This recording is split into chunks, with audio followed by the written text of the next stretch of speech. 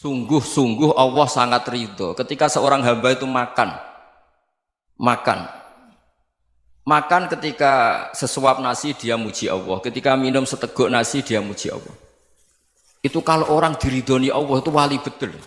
Itu untuk jadi wali itu gampang, kamu makan ridho, kamu nginjak buminya Allah ridho seneng, kamu hidup keseharian aman seneng. Nah ini supaya sampean kita semua ngaji betapa panduan Rasulullah untuk menggapai ridho Allah itu banyak yang keseharian sekali. Saking kesehariannya banyak dalam hadis dan itu sahih. Nabi menyebut hal-hal yang keseharian. Hatta ma tas'alu fi fimra'atika, kamu punya uang kemudian istri kamu bisa makan itu ibadah. Bahkan sebagian ibadah itu dicontohkan Nabi yang akhirnya diprotes sahabat. Yaitu wa fi buti ahadikum sedekah, kamu menggauli istri kamu itu ya sedekah. Sampai sahabat bilang yang benar ya Rasulullah. Ayati ahaduna syahwatahu wa huwa lahu ajrun. Masa urusan biologis, urusan syahwat kemudian dia dapat pahala. Nabi menjawab, alaysa law wada'aha fi haramin akana alaihi wisrun. Bagaimana kalau dia meletakkan ke yang tidak benar itu kan dosa. Nah, hal-hal seperti ini yang saya ingin teman-teman semua lah, semua. Saya juga agak ingin ngaji demi Anda juga agak ingin. Itu dosa sekali ngaji kok pesanan kelompok tertentu itu enggak boleh. Islam itu untuk semua. Jadi ya cuma karena di depan saya jenengan ya seakan-akan jenengan korbannya.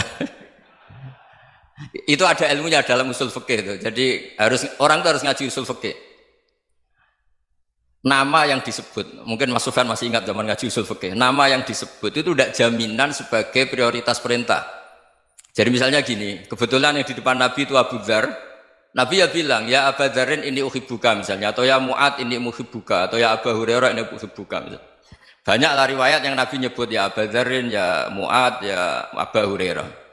Kemudian misalnya Nabi meneruskan khitab, ini uhibbuka, saya mencintai kamu, fakul dubur sholatin, atau sebagian riwayat disebut fala tada'anna dubura kulli sholatin, Allahumma inni ala dzikrika wa syukrika wa husni ibadatik. Saya mencintai kamu, siapa saja, Mu'ad bisa, Abu Dzar bisa siapa. Saya mencintai kamu, mohon kalau habis sholat kamu jangan lupa wiridan Allahumma inni ala dzikrika wa syukrika wa husni ibadatik. Ya Allah, tolong kami permudah supaya mudah ingat Engkau. Anda tidak bisa mentang-mentang, wong nama saya Parmin, nama saya Purnomo, itu yang diperintahkan Mu'ad misalnya. Jadi yang disebut satu, tapi khitab itu untuk siapa saja. Saya teruskan. Jadi saya mohon semua kita melakukan kebaikan itu, kalau dalam kaidah fikih disebut al yakin la yuzalu bisyak. Banyak kebaikan yang kebenarannya itu 100%. Tidak punya efek samping ke pihak lain, ke kelompok lain, ke komunitas lain. Itu tadi misalnya Anda makan, dan itu murah sekali, hanya butuh satu piring. Setiap punyaan kamu muji Allah, setiap minum kamu muji Allah. Itu redaksinya Rasulullah SAW disebut, Allah sangat ridho ketika seorang hamba makan, kemudian dia memuji Allah. Atau minum, kemudian dia muji Allah. Logikanya gampang, negara seperti ini yang kamu harapkan bentuknya kayak apa, mertua, ipar, komunitas, tetangga, itu nyata terjadi itu kan belum pasti. Sementara yang mesti terjadi adalah kamu butuh makan, kalau tidak mati. Butuh minum, kalau tidak mati. Butuh bumi yang nyaman ditempati, kalau tidak kita juga mati. Sebab itu Allah kalau menyebut nikmatnya itu hal-hal yang keseharian. Alladzi at'amahum min ju'. Allah itu siapa? Allah itu yang menciptakan kamu bisa makan. Tidak berlebihan, Allah itu yang menciptakan kondisi sosial itu ideal. Zaman Nabi itu ya ada orang munafik. Orang-orang pilihan Allah itu juga diuji orang sekelilingnya yang macam-macam. Semua diuji sesuai konteks zaman dan waktu.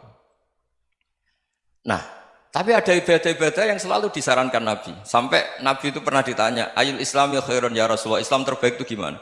Jawaban Nabi itu unik. It'amut to'am, Islam terbaik itu ya makan-makan, yang santai-santai. Ketika Allah menyebut beberapa kebaikan, falak tahamal aqobah, wa ma adrokan apa? Mal aqobah. Terusannya apa? Fakku rokobah. Terusannya apa? Au it'amun fiyaumin di masubah. Ya itu acara makan-makan itu juga Islam. Kenapa? Ya bayangkan kalau tidak ada makanan, kita mati kan? Kondisi sosial tidak ideal itu Anda masih gak apa-apa, tapi kalau Anda tidak makan, Anda tidak minum, Kamu punya istri cerewet masih bisa hidup, punya mertua cerewet masih bisa hidup. Tapi kalau tidak makan bisa mati. Berarti penting mana istri sama makan? Penting mana? Makan. Semoga istri Anda dengar, nanti kamu disuruh makan tapi pulang deh. Itu kalau dibahasakan makan masih memahami. Penting mana nasi satu piring dengan istri. Nggak ada nasi mati, nggak ada istri belum mati. Penting mana? Gak berani jawab kan?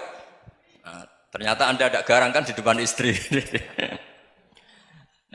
Jadi saya mohonlah, mungkin Mas Sufyan Sauri tadi yang bisa bantulah. Teman-teman tuh ngaji yang keseharian saja.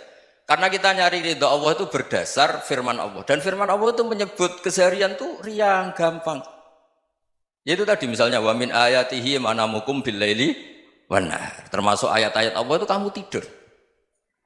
Maka dulu itu ada guyonan, ada tokoh Mu'tazilah, kelompok dalam Islam yang berpikir manusia itu bisa menentukan ikhtiarnya sendiri. Karena saya bisa duduk, ingin berdiri, berdiri. Karena kelompok ini nggak terima kalau semua kehendak Allah, nanti bagaimana kalau semua kehendak Allah kok ada hisab ya, ada sanksi. Lucunya itu dia akhirnya, ini cerita ya, mencintai seorang perempuan, cantik sekali. Dan itu dia menjadi ahli sunnah itu oleh hal-hal yang sepele. Karena istrinya cantik, ya namanya suami istri hubungan intim. Terus ditanya, Mas, masih ingin lagi? Masih. Silahkan diulang lagi. Wah ya tidak bisa. Katanya manusia bisa menentukan yang diinginkan. Itu tobat itu.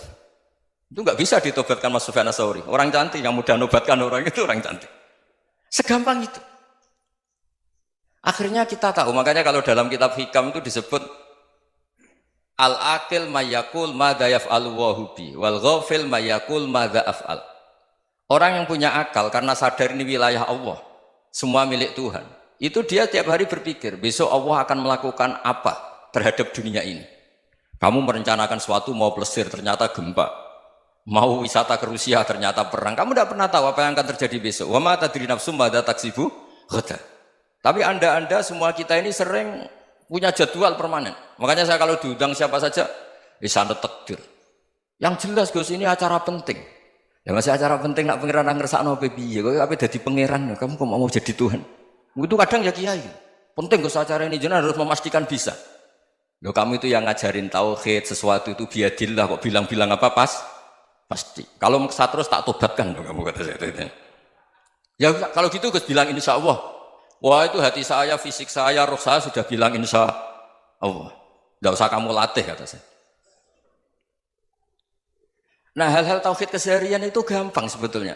Wal ghafil yaqulu madza af'al. Tapi orang yang lupa Allah dia setiap hari bilang besok apa? Kita bisa melakukan apa? Seakan-akan dia itu aktor, dia penting, dia subjek permanen, dia. Padahal kita ini hanya objek kehendak Allah Subhanahu wa taala. Karena kita yakin sesuatu yang terjadi di alam raya ini kita tidak bisa apa-apa. Makanya saya sering ngaji, sering bilang saya, ketika Anda mensifati Allah, Dia yang menghidupkan. Sudah itu tanamkan sehingga ketika kita mati santai saja. Kenapa santai? Allah punya cara menghidupkan kita. Zaman kita hidup juga gak tahu caranya ngelola jantung, ngelola paru-paru. Kamu juga gak tahu ngelola oksigen yang tidak beracun, tidak mengandung polusi. Tahu-tahu hidup. Gak ingin tua ya tahu-tahu tua, gak ingin mati tahu-tahu mati. Selama ini kita hidup juga gak tahu apa sebetulnya. Hanya gaya tok, punya jadwal, punya planning. Kalau kamu bisa menentukan pilihan Anda, pasti Anda istrinya cantik, 4 neriman semua, kona'ah semua. Nyatanya enggak kan? Ada 1 jelek, cerewet. Oh itu kan, nyatanya enggak bisa apa-apa Anda kan? Dan kamu bawa mati lagi.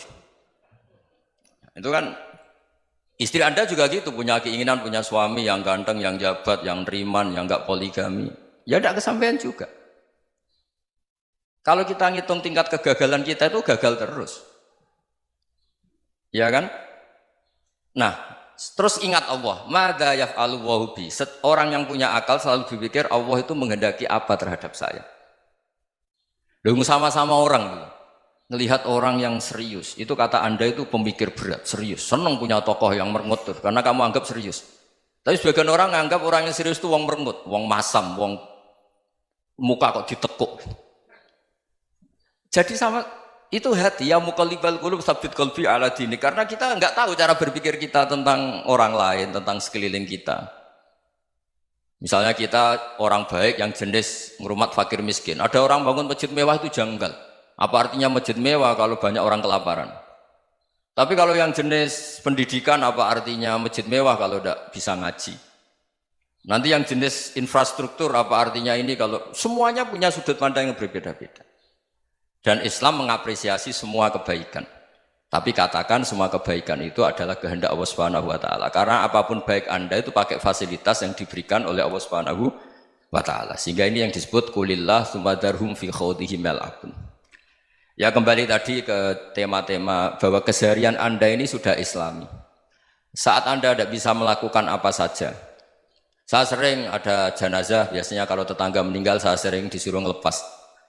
Saya bilang orang ini baik karena sering ngelamun di rumah, sering nganggur di rumah. Ditanya sama anaknya, kenapa Gus nganggur baik? Ya kalau dia nganggur artinya juga agak berbuat sesuatu yang maksiat kan? Ya kan? Orang nganggur di rumahnya ya tidak bunuh orang, tidak maling, tidak korupsi, ya namanya nganggur di rumah. Lah cuma istri cara pandang nganggur gak menghasilkan uang itu. Tapi juga gak menghasilkan kriminal kan? Jadi sebenarnya Islam itu makanya kalau sampai ngaji usul fikih itu ada kitab usul fikih namanya Lubul Usul, itu terkenal sekali di pesantren itu. Itu kalau ngapresiasi keseharian itu luar biasa. Izma min mubahin illa wa yatahaqqaqu bihi tarku haramimma. Karena keseharian yang mubah saat Anda lakukan itu ada kehebatan yang luar biasa, yaitu meninggalkan haram. Makanya dulu banyak orang-orang alim ketemu temannya itu guyon sampai semalaman. Itu biasanya yang semangat Islam itu kiai kok tidak tahajud, kiai kok tidak witir. Orang yang sedang mapan uangnya banyak, malam itu tidak kelayaban itu sudah luar biasa. Melawan nafsu supaya tidak maksiat itu sudah luar biasa. Supaya lupa guyon sama temannya semalaman sampai subuh. Gejlok-gejlokan ngenang zaman miskin, zaman kuliah nggak jelas, zaman apa.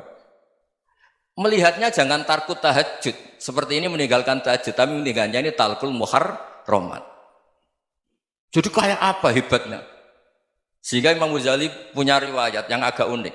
Hatta takuna ibadatu akhiri hadil ummah iku an-naum.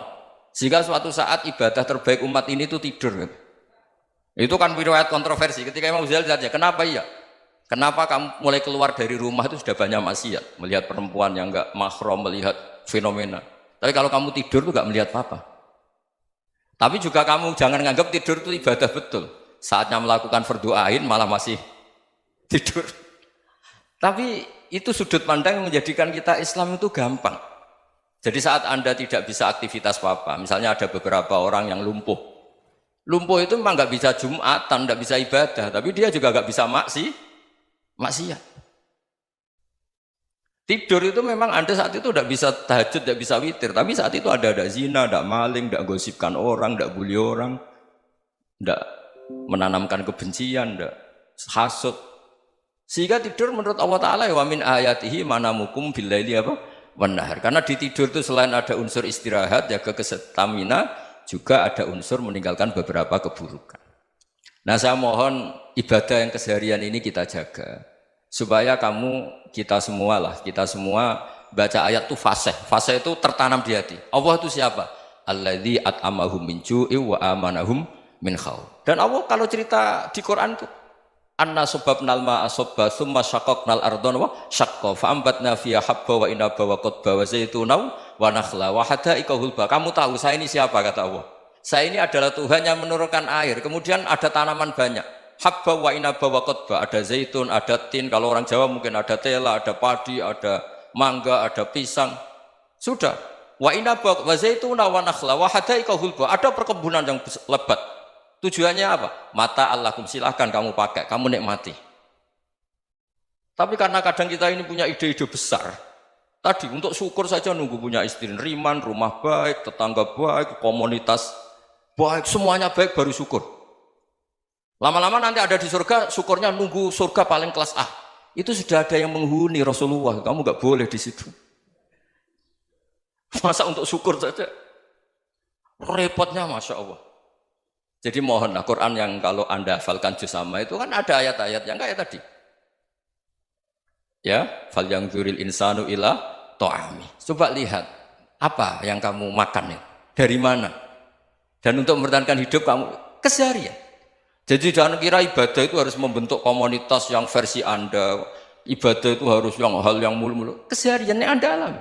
Loh ini saya tidak bikin-bikin. Saya ngaji bukan karena berdasar pesanan. Itu ayat yang saya bacakan betul ada ayatnya kan. Fal yang dzuril insanu ila tu'ami anna sababnal ma'a sabba thumma syaqqaqnal ardo syaqqa fa ambasna fiha habba wa inaba wa qadba wa zaituna wa nakhla wa hada'iqa ghulba. Terusannya apa? Mata'al lakum, silakan kamu nikmati. Mata itu silakan kamu nikmati. Ya kayak sampean dikasih hidangan ya makan. Ya sudah makan, habis makan ya minum, habis itu ngantuk ya tidur. Ya sudah normal-normal saja. Kayak apa indahnya Islam?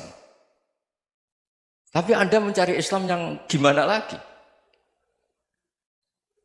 Nah itu yang diajarkan guru-guru kita, diajarkan sanad kita sampai Wali Songo, sampai Rasulullah SAW.